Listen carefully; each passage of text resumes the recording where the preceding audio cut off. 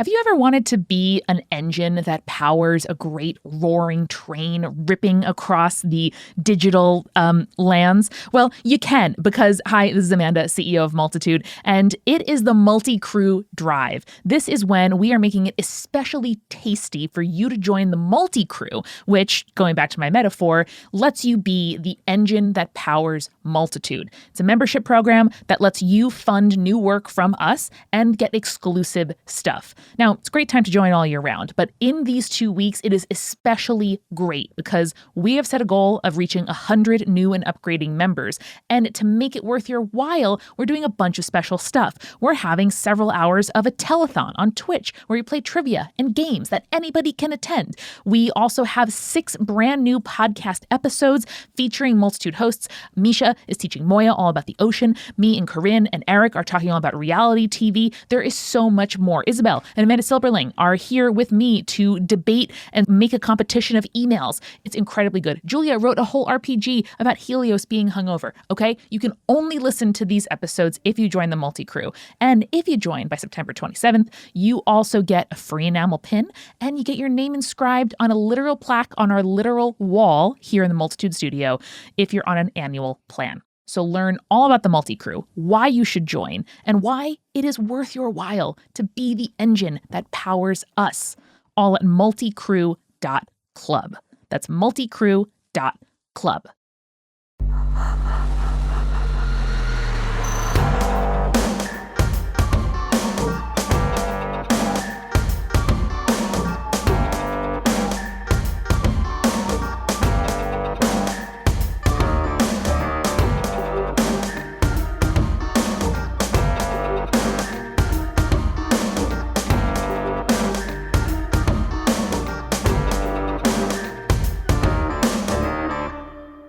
Welcome to Spirits Podcast, a boozy dive into mythology, legends, and folklore. Every week we pour a drink and learn about a new story from around the world. I'm Amanda. And I'm Julia. And Amanda, I just got back from my little vacation, my anniversary trip. Happy anniversary. How'd it go? Oh, thanks. It was great. We had a good time. What we do every year is we go to Halloween Horror Nights at Universal Studios, and we do all the haunted houses and stuff like that to get us really stoked for spooky season. I love that you celebrate your love by getting scared together with actors in lots and lots of makeup. Yes, it was very good. And one of the houses, Amanda, that we went to, because they're always really well themed, and usually they have IP focused stuff like A Quiet Place and Insidious and Ghostbusters and things like that. But almost half, if not more than half of the houses that they do, they kind of create stories or they are inspired by different tales throughout time and stuff like that. And one of my favorite houses this year was one that was called Monstruos. It was the monsters of Latin America. Incredible. And I was very inspired by one of the folklore characters that they featured in this house. They featured some of my favorites, they had La Lechuza there, and it was beautiful, and she was magnificent and scary and wonderful, and I love her because I love an owl lady. But this one in particular, I didn't know a ton about, and if you want to know what I do when I'm on vacation, it's think about episodes of Spirits to record. Hooray! And so I was really inspired by this one. The first time we saw it was on Thursday, and I have not stopped thinking about it since. So I have created an episode based on this character that I'm really excited to tell us about. I can't wait to learn. I'm going to paint you a picture. You're walking along the countryside at night. Mainly it's farmland around you, a lot of cattle ranches and things like that. It is dark, but you can make out shapes around you from the light of the stars and the moon above. And as you're walking, you hear this noise. Now, maybe it's a bird, you tell yourself. Maybe it is some sort of a call of an animal in the night, because animals are always the scariest sounding when you can't see them and it's dark, right? But then you see him. A towering man, nearly 10 feet in height, thin and gangly and carrying a sack on his back. At first, you can't make out exactly what is in the bag. Maybe it's tinder or wood for a fire, But then you see poking out of it a femur, a rib cage, human bones. You've just ran into El Silbón, and chances are, Amanda, you won't be alive to see the morning. I don't want to live in this picture anymore. Okay, you can get out of the picture. You can get out of the picture. Oh, that's very scary. Take us out, Brett. Take us out. So, Amanda, El Silbón, who is also known as the Whistler, is also known as the Terror of the Plain, El Sin Fin, the Endless. And his story comes primarily out of Los Llanos, the region in Venezuela, though there are a variety of versions of the story that come out of other areas in Venezuela as well as Colombia. So if you are unfamiliar with the Los Llanos region, it is the grasslands at the eastern base of the Andes Mountains, touches the most northern edges of the Amazon rainforest. So this is an area that has, since Spanish colonization, been used as grazing lands for cattle and is intrinsically tied to sort of Latin America's ranching history. There's a lot of uprisings that came out of this area. There is a lot of, overthrowing the colonization of Spain in this area as well. And you'll notice in a lot of art of El Silbón, he is wearing a very distinct wide-brimmed hat. And that hat is historically worn by ranchers from this area, intrinsically tying him to this region, which I think is great and cool. Nice. You have kind of this description. I feel like I've painted a good picture for you of El Silbón, but I think the best way to start is by telling the origin story of El Silbón. Okay. The original story, I think the one that comes out of the Los Llanos region in Venezuela, concerns a young boy. So there are several different stories that come out of this region. So it's a little bit confusing as to which one came first. But I'm going to tell you the ones that I heard in order, and then we can kind of go from there. So in some stories, he is this spoiled young man. And in other versions of the story, he is just a young man who is suffering under the hands of strict family members. That's the story we're going to focus on first. Mm-hmm. So this young man, he was said to be a good young man. He grew up a good boy. He worked hard every day to help his family. He was always doing his chores and helping around the farm. Great. Nice. Very, very good. Part of the reason he was so helpful, though, was because his father and his grandfather, his paternal grandfather who lived with the family, were very strict. And they held him to the highest of standards, all for the sake of sort of raising him to be this kind of righteous, good person. And so those lessons made him sort of a man of strong character and integrity, and nothing ever went wrong in his life, which is why we have stories about him. Yes, it definitely never backfired whatsoever. Of course not. Because, when you raise a child in an extremely strict household, they don't rebel or do anything like that ever. It's never been known to happen, sorry. No. So the problem was, Amanda, both the father and the grandfather, despite trying to raise this son/grandson to be righteous and good, they were not good men. Now, the father was known to be prone to violence and to be extremely jealous. And this violence and jealousy came to a head one night when the man came home and accused his wife of being unfaithful to him. You can probably see where this is going. There's a lot of violence in this story as just a rule of thumb, because that's how we get violent spirits and creatures in folklore. Usually they have violent origins. So be prepared for that. So the argument between the husband and wife escalates, and the mother is killed by the father during this argument.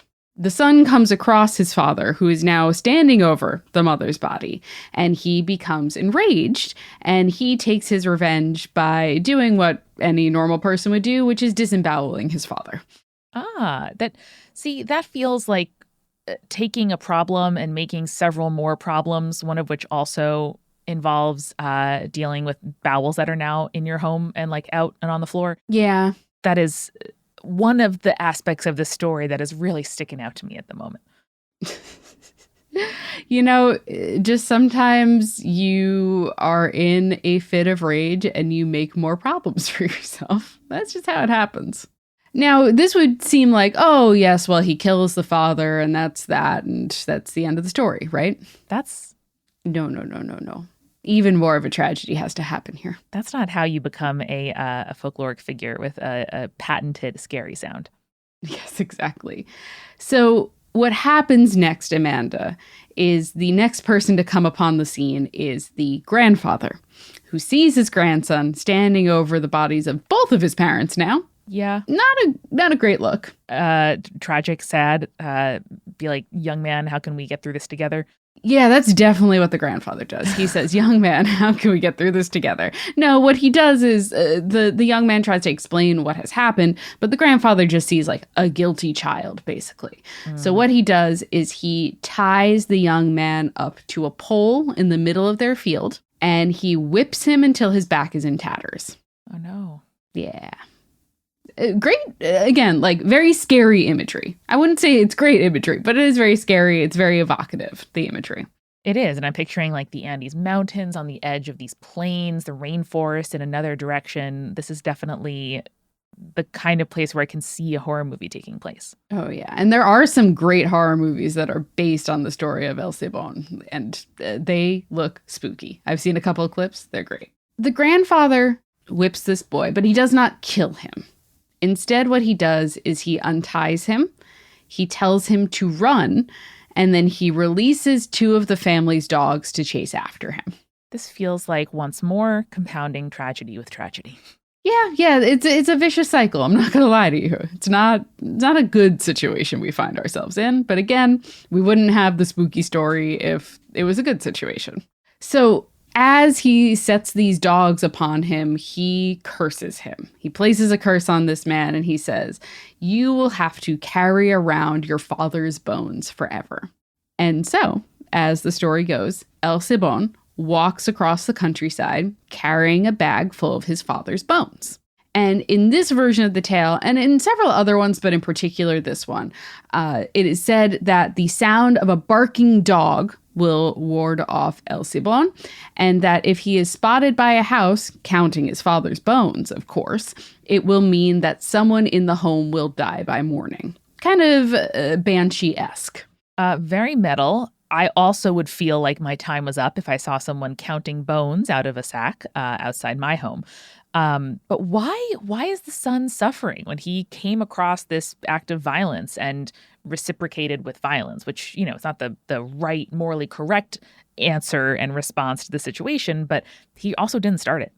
Right. That's a great question, Amanda. And I think that comes down to the tradition of oral storytelling, right? Whoever is telling the story is always going to have a certain moral that they want to get across or a certain idea. The storyteller always adapts the story to tell the story that they want rather than the one that they've necessarily heard, right? Mm-hmm. And as we get into these different versions of the tale, I think you'll notice that there are different through lines as to why is this person suffering? Why is this person, a lot of times, and in particular, I think the first version of the story, it is a story of how revenge can destroy you. You know what I mean? Yeah.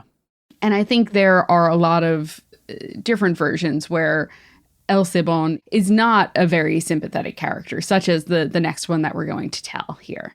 This is another one that's also very common in Venezuela. But in this version of the story, the son is an extremely spoiled son. And he was spoiled his entire life growing up.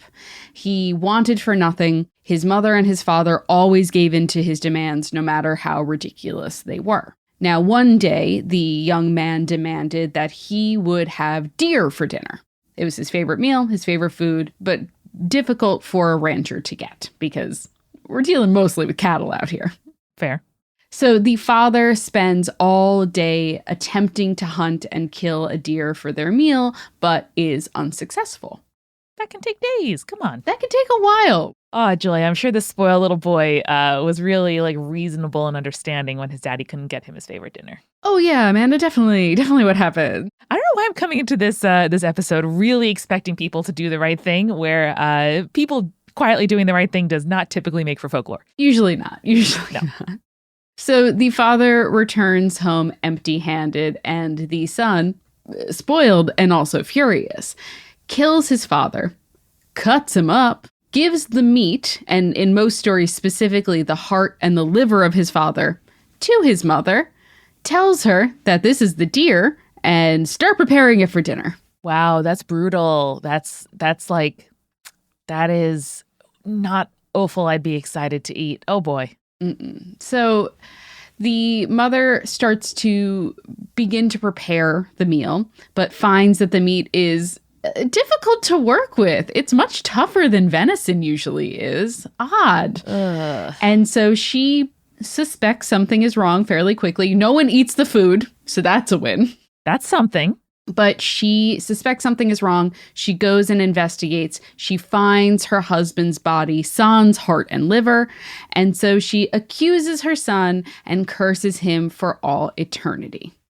Now, the story continues in a very similar manner to the original one with the grandfather and the whipping, though in this version of the tale, the grandfather cleans the lashes with alcohol, chilies, and lemon juice before the sack of his father's remains is forced upon his back and the dogs are set upon him. Which also gives us a reason as to why alcohol and El Silbón are unfortunately intrinsically tied, which is something we will talk about a little bit later when we talk about how he chooses his victims. Right. Yesterday, I sanitized my hands after cutting my nails a little bit too short. No. So I personally just like fully understand the pain of El Silbón is what I'm saying here. Oh no, Amanda, like making like a guacamole and you have lime and chili and then you have, I'm a bad nail picker. So I'll just be like, oh yeah, this is fine. I don't need to worry about it. Ah, my hand. It can be bad. It can be really bad. He's like, oh, cleans it with alcohol. Okay, that's nice. Chilies. Uh-oh. And lemon juice. Nope, there's no going back. Nope, that's just for pain. Bad time. Mm-hmm. Still another version of the tale actually gives El Silbón a love interest. Okay, this is a young man. That's true. Yes. So again, this son, a young adult, not a child, I want to stress, not a child, was said to have fallen in love with one of the women in the village who also happened to be the village sex worker. Got it. Probably not a love that his parents or grandparents would necessarily endorse. Exactly. So when the family discovers them together, because naturally they would, because again, this is a tragedy folklore, of course, the father becomes enraged and once again out there just killing women, kills the woman with his anger.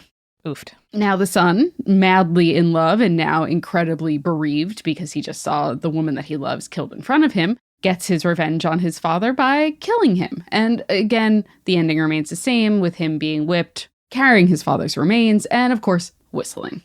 I love the whistling part. I think it's great. We're going to talk about how intrinsically scary it is and why it is particularly scary in the case of El Silbón. But Amanda, El Silbón is not out here murdering willy-nilly, you know? He only murders in response to murder. Well, yes. And also no. Much like in horror movies, Amanda, there are rules that if you break, you're gonna get got. And the same is true with El Silbón. Okay. When it comes to El Silbón, he's usually targeting certain people. He goes after drunk people. He goes after party goers. And probably most relevant to the stories that we've mentioned, he goes after womanizers and cheaters. Okay. That makes sense. Sort of looking for the people that remind him of his father. And his grandfather in the case of pouring alcohol all over his back. Mm-hmm. But while he's usually pretty choosy when it comes to who he's out there murdering and potentially like adding their bones to his collection, there are some stories of innocents getting caught up in the vengefulness of El Silbón. It's also part of the reason why we have stories about El Silbón and not just because we wouldn't have stories if he just killed everyone who came across him, you know? Mm-hmm.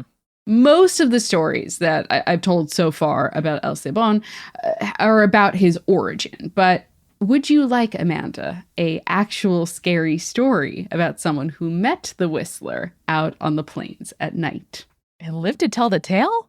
Of course. Now, this is kind of a classic version of the kind of story you would hear around a campfire or at a party on the ranches of Los Llanos, right?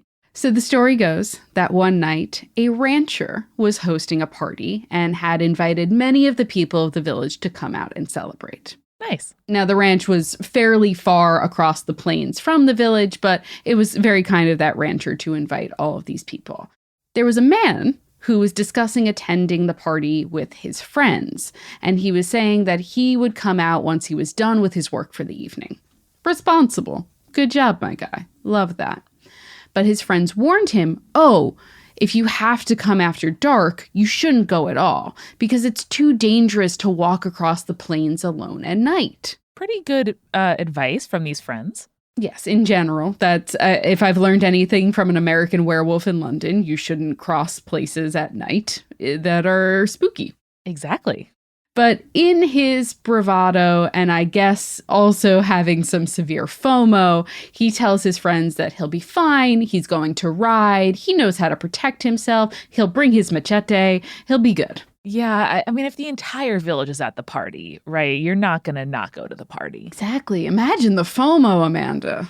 And if I'm going to be honest with myself, Julia, I'd probably think, I just put in a full hard day of work. I deserve a little party as a treat, And like, I would probably go even if I knew I shouldn't.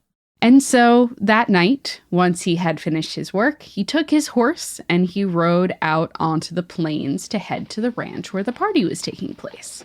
Now, the horse carried him across the plains until they crossed a stream, at which point the horse stopped abruptly and would not move forward despite all of the man's urgings.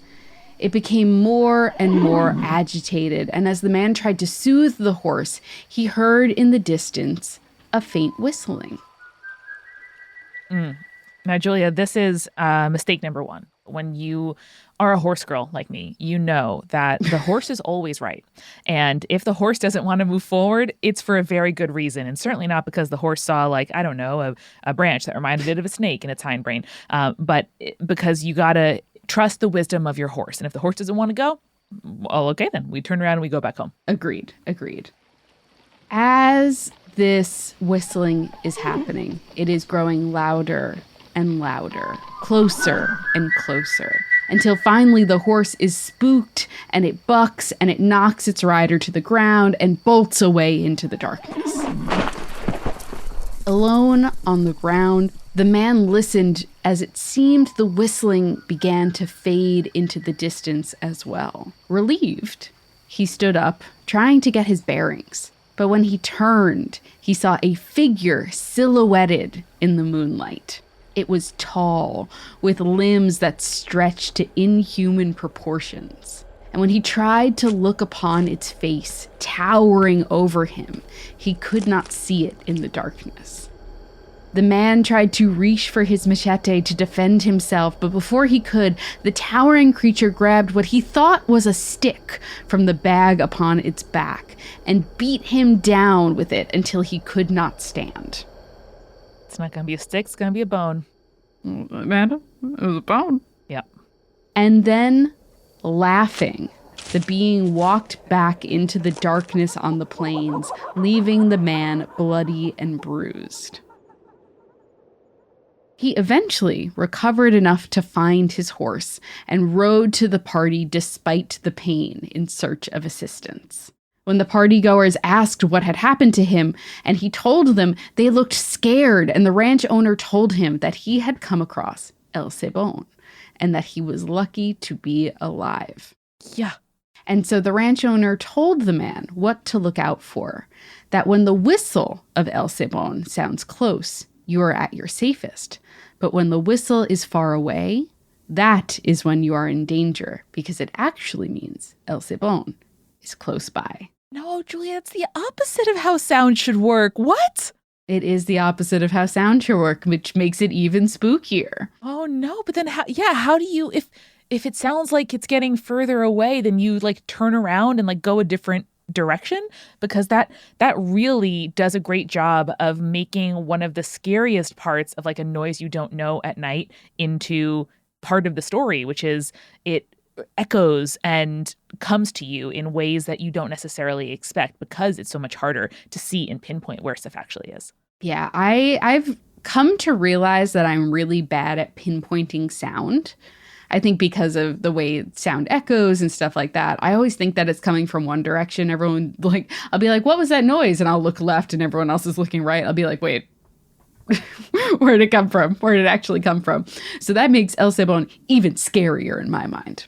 Or is it even better because your instincts are attuned to the opposite? So if you hear it, getting closer, you're like, phew, guys, we're fine. Let's keep going. Maybe that's like just my hind brain being kind to me. I don't know. I simply don't know. Now, Amanda, I would love to talk a little bit more about El Silbón and also some of the interesting background around whistling folklore. But first, I think we're going to need a refill. Let's do it. Hey, it's Julia, and welcome to The Refill. First, before we get to thanking our patrons, have you heard that it's the MultiCrew Drive?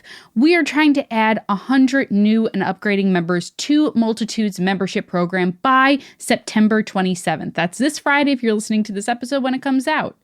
Because your support sustains our business, fuels our growth, and just makes our hearts all warm and fuzzy, we are doing 3 cool new things during the drive to thank all of our members. First off, all members of the MultiCrew will get this adorable enamel pin that says support homegrown podcasts, and it's of a little green bean pod because, podcasts and green beans, your peas in a pod. It's amazing. And everyone who is a member of the MultiCrew by September 27th will get one of those because we love you all so much. And second, everyone on an annual plan will get their name inscribed in the "This Certifies We're the Best" crest. Annual plans really help us plan for the future and give you 2 free months of your membership, by the way, if you join with an annual plan. And of course, you get 6 exclusive standalone brand new podcasts to celebrate this year's MultiCrew Drive. At this point, we have already dropped 5 of them, and there is one more coming at the end of the week on Friday. One of those is a 1-page tabletop RPG that I wrote that we played with Jenna Stieber and Misha Stanton and Brandon Grugel. And if you sign up for the MultiCrew and listen to that episode, you get a free link to the game that you can then play at home. It's really cool. It's called Helios is Hungover, and you get to play a ragtag team of minor gods, and it's extremely fun. I'm a little biased, obviously, because I wrote it, but it was very fun to play, and I want you to play it at home, and you can do that by joining the MultiCrew. So go to multicrew.club and join the MultiCrew by September 27th to get your free pin, have your name inscribed on our wall of annual members, and help us reach our goal of 100 new and upgrading members. There's only a little bit of time left. Go to multicrew.club right now and join the MultiCrew. And of course, not only are we grateful for the MultiCrew, but we're also grateful for our patrons here at Spirits, including our supporting producer level patrons, Alicia, Anne, Ariana, Hannah, Jane, Jeremiah, Neeslikins, Lily, Matthew, Captain Jonathan, Malachi Cosmos, Sarah, and Scott, and of course, our legend level patrons, Audra, Bex, Chibi Yokai, Michael, Morgan H, Sarah, and Beam Me Up Scotty. And you too could join that Patreon by going to patreon.com/spiritspodcast today. And of course, we are sponsored this week by Shaker and Spoon, our tried and true favorites. Shaker and Spoon is a subscription cocktail service that helps you learn how to make handcrafted cocktails right at home. Every box comes with enough ingredients to make 3 different cocktail recipes developed by world-class mixologists. All you need to do is buy 1 bottle of that month's spirit, whether that is gin or vodka or whiskey or sake or what have you. And you will have all you need to make 12 drinks at home. So it's 4 drinks per 3 different cocktail recipes for the perfect amount of that bottle that you are buying. So at just $40 to $50 a month, plus the cost of that bottle, it is a super cost-effective way to enjoy craft cocktails. I know the craft cocktail experience has gotten expensive, and this is a great way to enjoy craft cocktails at home in the comfort of your own home for much less than a night out between you and your partner or some friends would be. And the best part is you can skip or cancel boxes at any time. So if you're not feeling the whiskey box for whatever reason, you can skip that until next month and then come back for when it's the tequila box or what have you. Invite some friends over, class up your nightcaps, or be the best house guest of all time with your shaker and spoon box. Get $20 off your first box at shakerandspoon.com/cool. That is shakerandspoon.com/cool. And now let's get back to the show.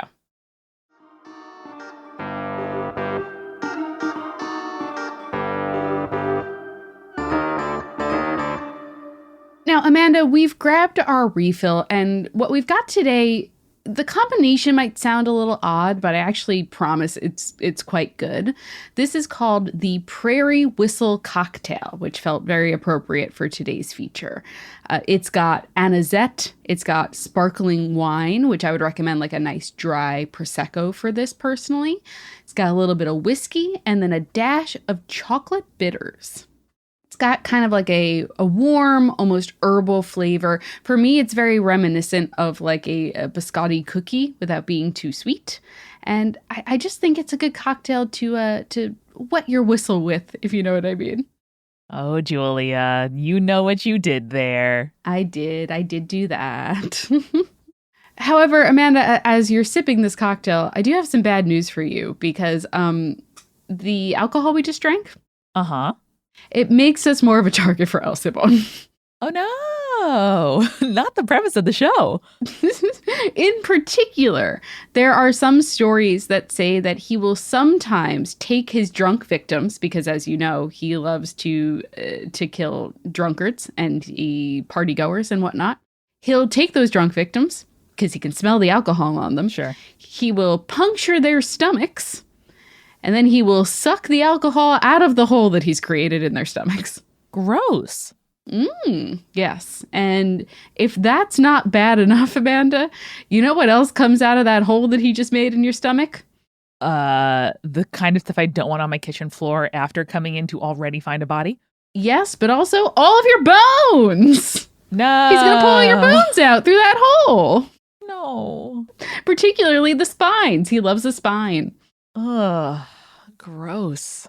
Yeah, and then from there, he'll add those to his collection in his sack that had originally just his dad's remains, but now it's got all different kinds of remains in it. And it's said that while El Silbón has your bones, you cannot find any rest. I mean, yeah, you're knocking around in the sack and instead of, resting in the aftermath. Wait, I'm sorry. The imagery of knocking around the bones, I'm thinking of in old cartoons when skeletons would play themselves. Yes. Now I'm just picturing a fucked up musical duo of El Silbón whistling and then a lot of bones just jingling and jangling. I mean, basically. Honestly, I kind of love it. I'm kind of into it. Because if we think about this sack of bones for a minute, either it has to be that El Silbón is quite selective, right? With what victims he goes after, what bones he adds. Second, it has to have a bigger capacity than we would otherwise imagine, a real kind of Santa Claus's presence, scenario. Or three, there's high turnover in the bone sack. And so maybe you only knock around for a couple of days and then, it's on to the next one. And, you find some rest after a brief, I'm not going to call it a vacation, but let's say interlude with El Silbón. Well, now I'm picturing it that the bones are clicking and clacking so much together that they're being dissolved into dust. And maybe he's just leaving a bunch of bone dust behind him. That, I can't decide if that's scarier or better. Let me think about that. Well, as you're thinking about that, I also think it's really interesting you pointed out the dimensions of the bag, because this is very reminiscent of the kind of boogeyman figures like Sackman, which is a European boogeyman that carries around a sack, but his sack is not full of bones. Instead, it's full of children that he stole. Yep. So similar, but not exactly the same, because children still alive in the sack. The bones, not so much. They are, but the bones are also, not putting to rest. And, honoring the dead and letting them rest is another of those fundamental human things where, you don't want your kids snatched. You don't want, anyone's remains desecrated or lost. So I definitely endorse that through line. It's something that you don't want to have somebody just kind of itinerant walking around, like taking it away from where it should be. Yes, and this also feels very reminiscent to me as well to the story of Bloody Bones and the idea of carrying around those bones in a sack. For sure. I love the callbacks. I love a good boogeyman that is like, yes, this is a boogeyman. However, it also has a very distinctly flavored thing to this particular boogeyman. And with El Silbón, it's the whistling, which I think is great. Mm-hmm. Not great, but I think is interesting.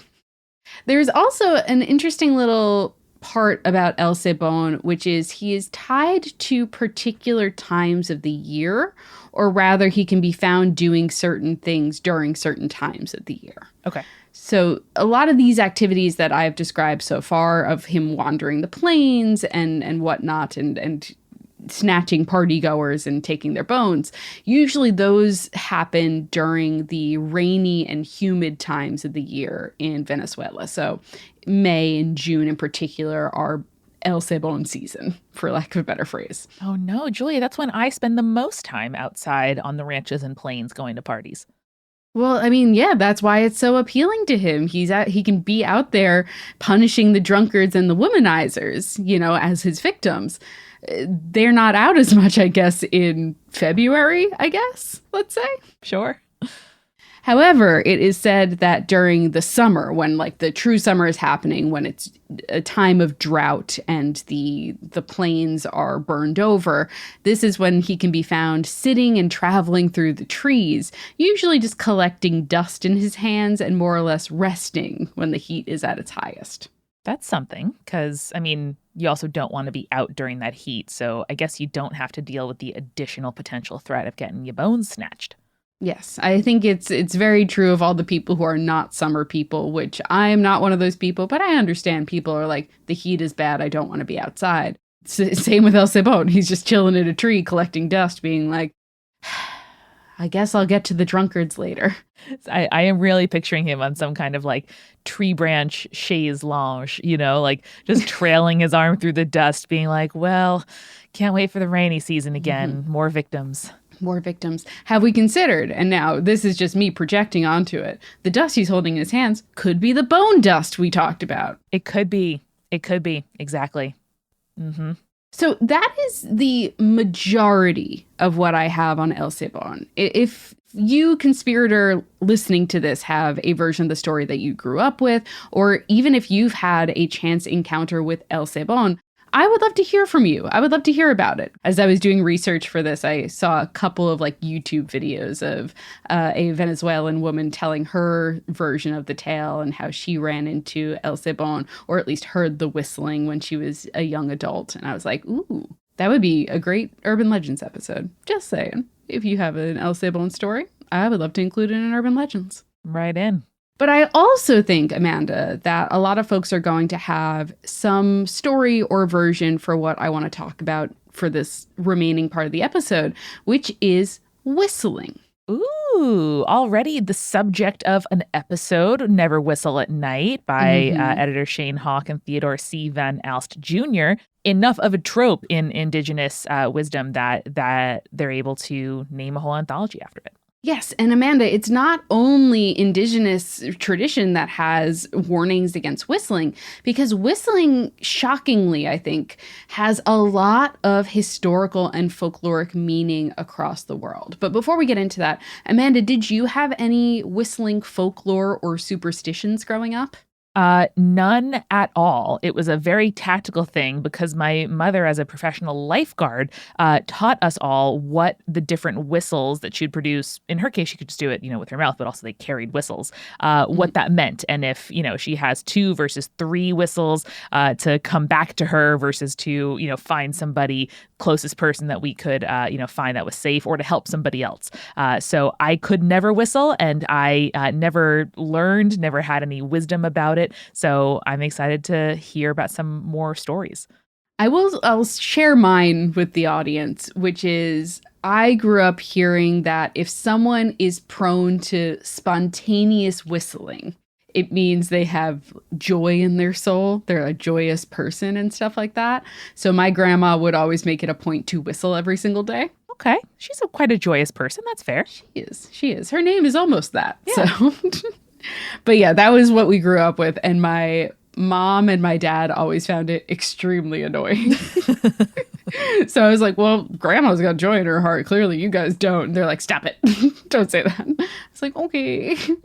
I also know that whistling, while I grew up with it being a positive thing, is usually not a positive thing across the board in a lot of different cultures.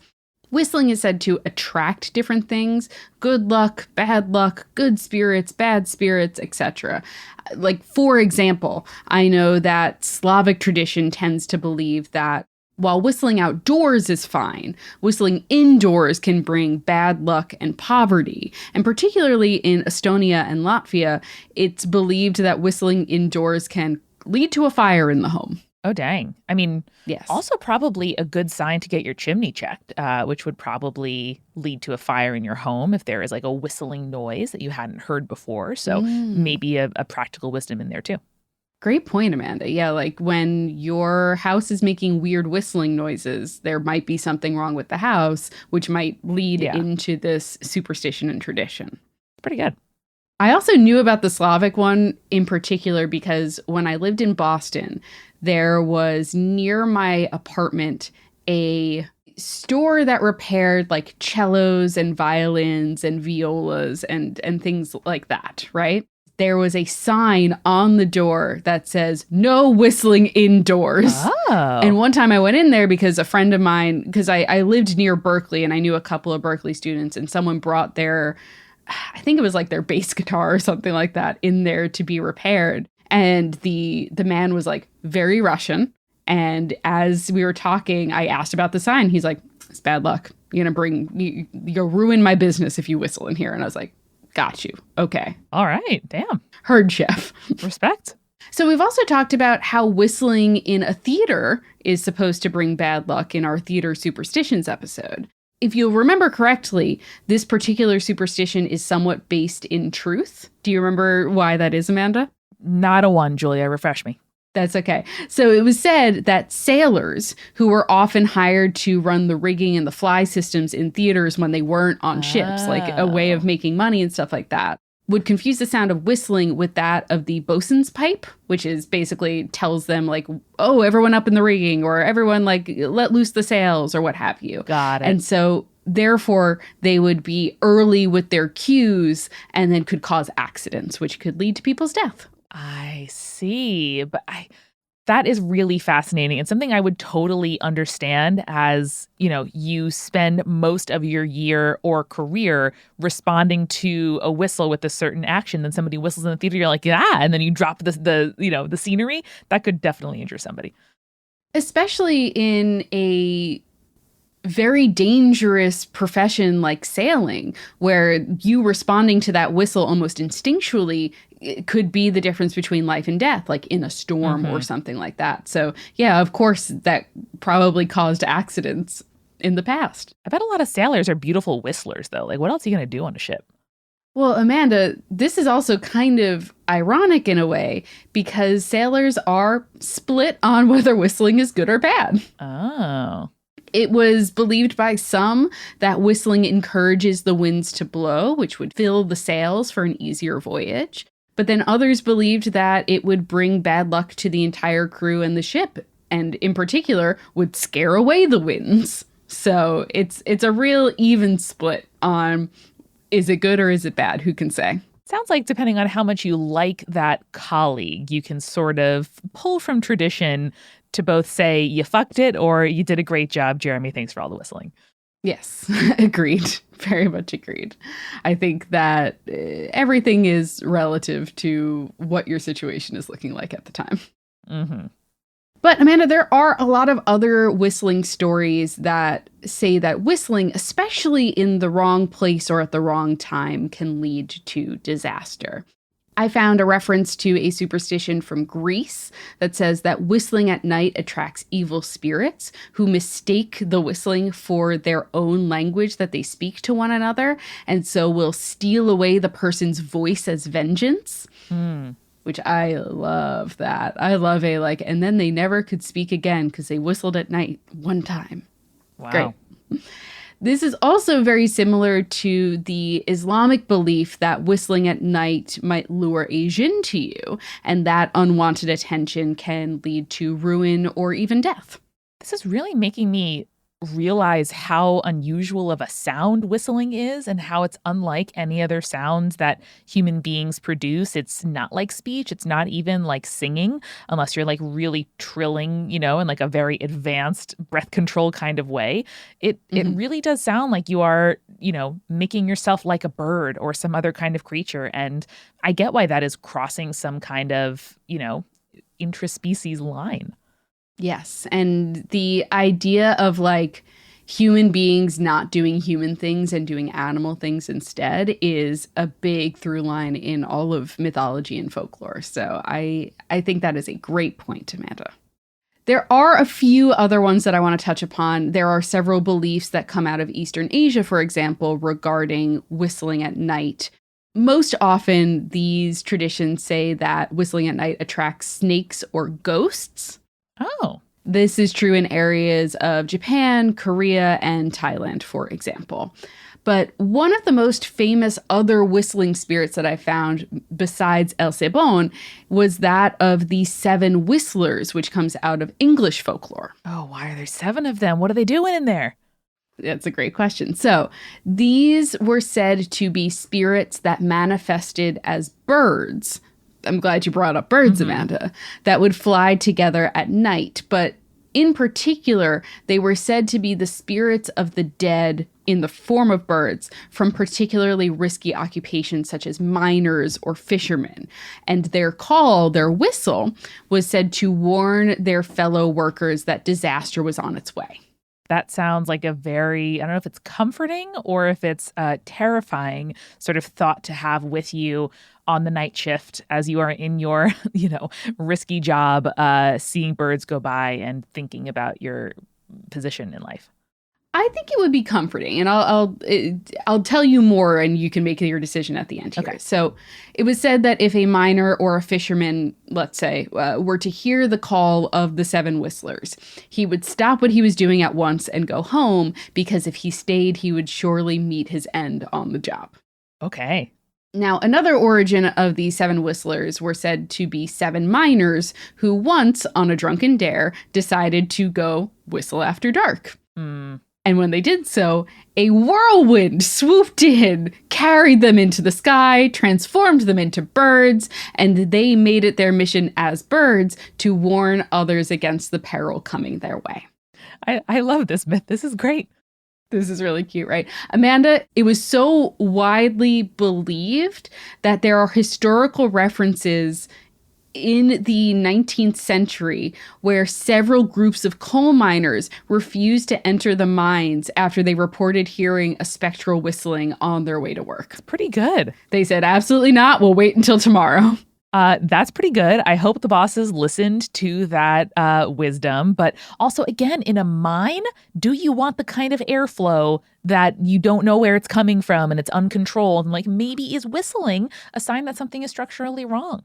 There you go. Maybe there's a reason they would bring canaries into coal mines, there is something that is very intrinsically tied between the two. And I really love that. Well, I love a story of workers helping workers. And if these birds are indeed doing that, you'll love to see it.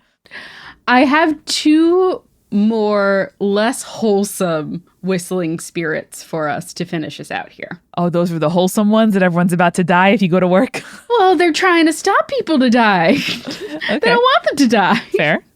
These ones, they kind of do want you to die. So these are 2 slightly lesser known spirits and creatures that are known to whistle. The first that comes to mind in my research was one from Brazil that was called the Curupira, who resembled a short man with flaming orange hair and feet that are turned backwards. Why does the orange hair have to be a part of this, Julia? Because there two traits you named. One, feet turned backwards.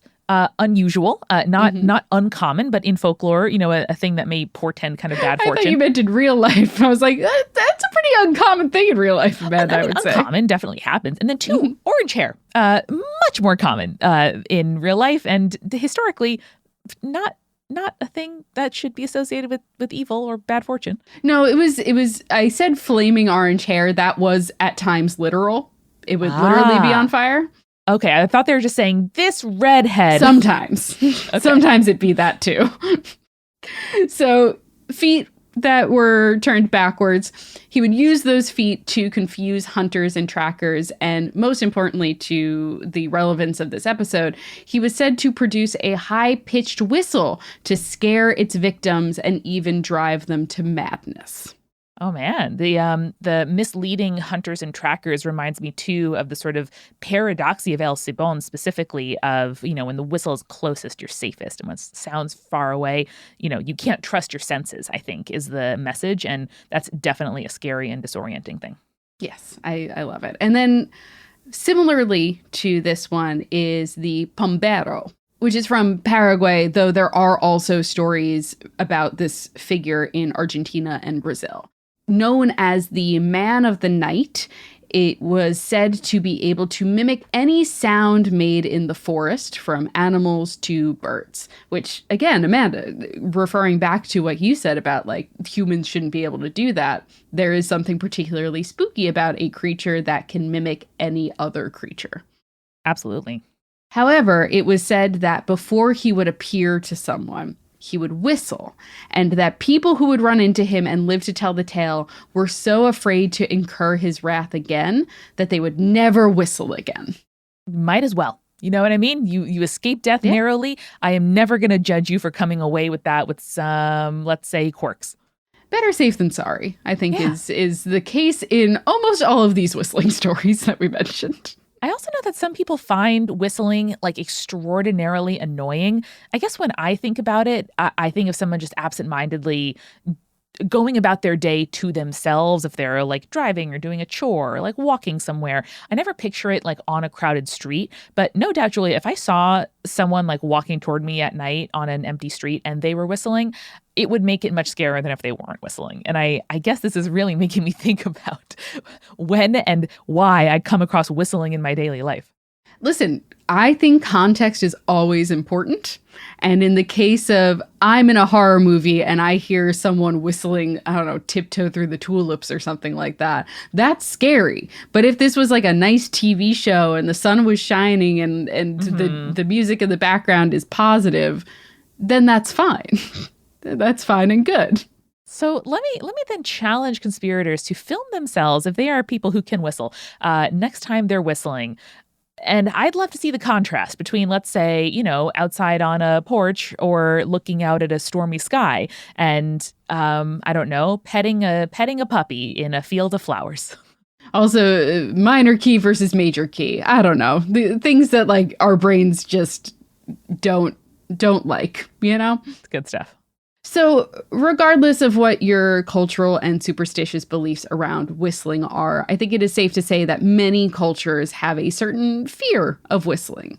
And of course, we always fear noises in the dark that we cannot identify. So El Silbón is just one of many examples of that fear manifesting. And I'm so glad that I got a chance to share it with y'all today. So the next time that you hear, remember, stay creepy. Stay cool.